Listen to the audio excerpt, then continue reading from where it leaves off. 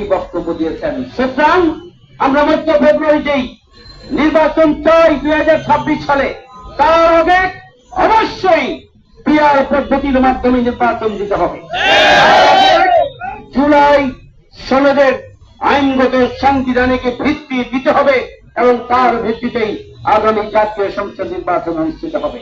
তার আগে সংস্কার করতে হবে, সংবিধান সংশোধন করতে হবে, তার আগে খুনিদের বিচার হতে হবে এবং যারা শহীদ এবং আহত হয়েছেন তাদের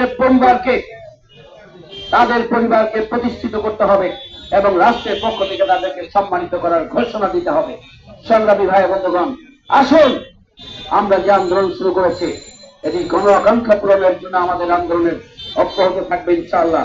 আগামী 26 তারিখের পরে আবারও কর্মসূচি দেওয়া হবে। এই কর্মসূচি আমরা যথাযথভাবে বাস্তবায়ন করেই আমরা আমাদের দাবি আদায় করেই ছাড়বো ইনশাআল্লাহ।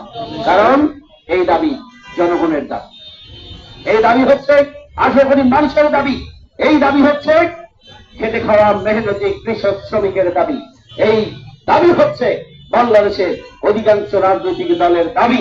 দু একটা রাজনৈতিক দলের আনুগত্য স্বীকার করে যদি অন্তর্বর্তীকালীন সরকার ভিন্ন কোন ষড়যন্ত্রের ফাঁদে পা দিয়ে বাংলাদেশে কোন ভিন্ন ধরনের পরিস্থিতির উদ্ভবের কারণ ঘটান, তাহলে আমরা এই জন্য আপনাদেরকে দেশের জনগণ দায়ী করবে। আমরা পরিষ্কার করে বলতে চাই সংগ্রামী ভাই বন্ধুগণ, এই জন্য এদেশের সর্বস্তরের মানুষকে ঐক্যবদ্ধভাবে আন্দোলন সংগ্রামে ভূমিকা পালনের জন্য আমি আহ্বান জানাচ্ছি। আমাদের ঢাকা 8 আসনের প্রার্থী বাংলাদেশ জামাত ইসলামী মনোনীত, তিনি একাধারে একজন অ্যাডভোকেট। উনি রাজশাহী বিশ্ববিদ্যালয় থেকে মাস্টার ডিগ্রি অর্জন করেছেন এবং পরবর্তীতে তিনি পিএইচডি ডিগ্রি অর্জন করেছেন।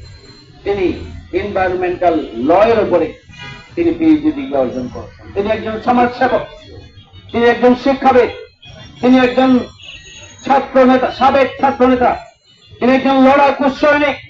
বিগত 17.5 বছরে ফ্যাসিস্ট অপশক্তির হাত থেকে বাংলাদেশে